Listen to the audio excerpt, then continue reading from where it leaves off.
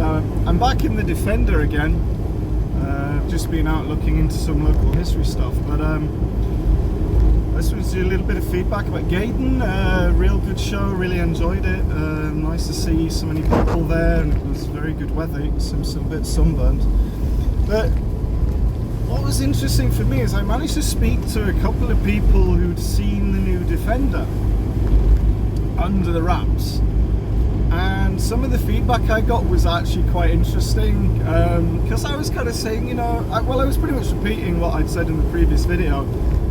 Oh, I wish it had this and that. And they kind of smiled. They went, well, I wish I could tell you, but I've signed that many bits of paper, you know, non-disclosure agreements. But I was told by someone who knows me pretty well and knows what I think about it. So he kind of smiled and he said, you will like it.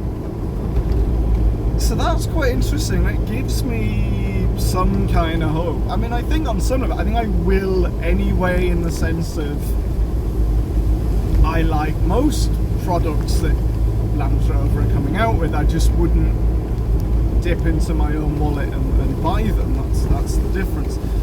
So whether it's going to be such that I would go, oh, actually, yeah, I think I will buy one of those, that I don't know. Remains to be seen, but it does give me some kind of hope. Incidentally, I saw yesterday they were announced they'd been seen on tests in India. I actually saw one locally, still in all the camo. And my workmates, look, they saw me looking at it, and they're like, "What's that?" That's the new Defender. They were like, "Really? It looks bizarre." I think they couldn't quite work out it was under a disguise. But their reaction was kind of bemusement, I think, because they're so used to seeing the old ones. I mean, these aren't Land Rover people, they're just like work colleagues. But something did occur to me, the prototypes I've seen, and I've seen 4 or 5 of them, I would say, in the metal, fairly close up. I'm starting to get the impression that they're going to be different sizes, because the one that I saw yesterday was kind of equivalent to a 110 and was quite a big vehicle. It was pretty wide.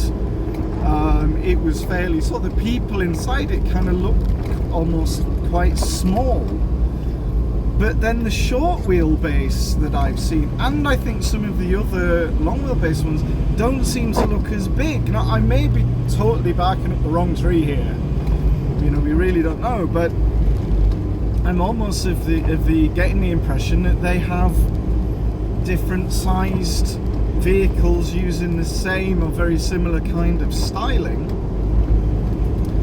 which is quite interesting, because it does look to me like the short wheelbase certainly is a much smaller vehicle than the long wheelbase. It doesn't look like a long wheelbase cut down. It actually looks narrower, and almost as it's proportioned differently.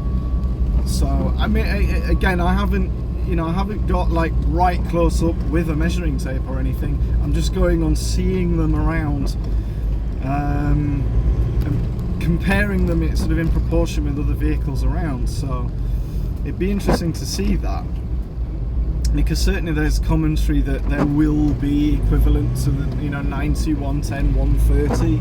I'm struggling to see a 130, to be fair. Although there might be a longer wheelbase one that's the 7-seater. Who knows? It'd be interesting to see.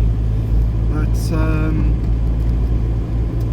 I mean, it is one of these. Okay, we've still got a way to go as well, apparently, till we get a real appreciation of how it really looks. Apparently, the Tusk Trust vehicle and the Invictus Games ones are still fairly disguised. They're obviously not as much as the sort of dazzle camo versions that have been seen around, that are very heavily disguised. But those two, I think they do give us some impression of the overall shape, but there's still a lot of distraction. The wraps, the graphics are doing a good job of disguising the appearance. Still, apparently, particularly the front end, but it's certainly seen.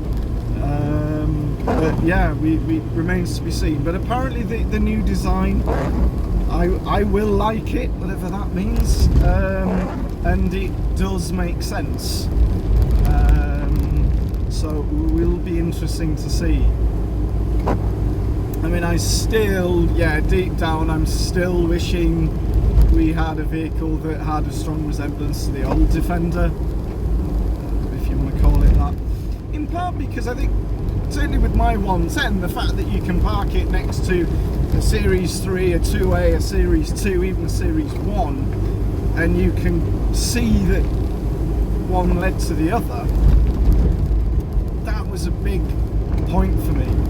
And the fact that, you know, when you're driving around, there isn't really anything else that looks anything like a Defender. You've got a G-Wagon, I suppose, but that's about it. But it remains to be seen. I'm still, I think, even if it comes along and I and many others kind of say, okay, well, I'm not going to be buying one end of, I think they're still going to sell well. I hope they do, because of course there's talk about JLR having financial troubles. I don't want to see them, you know, go under or have problems. I want them to be successful. Why wouldn't I? I still, nevertheless, I do think putting your eggs all in one basket, probably not a good idea. There does need to be more diversity in the range. They definitely need to do something other than a nice premium SUV packed full of tech, you know, which other companies seem to do pretty well. So we'd be interesting to see. But just thought I'd give a few thoughts there. I'm intrigued to definitely see where this goes, and I think we surely can't be too far off some kind of reveal. I imagine over the next few months, perhaps it's going to come along. We'll see what happens. So, cheers.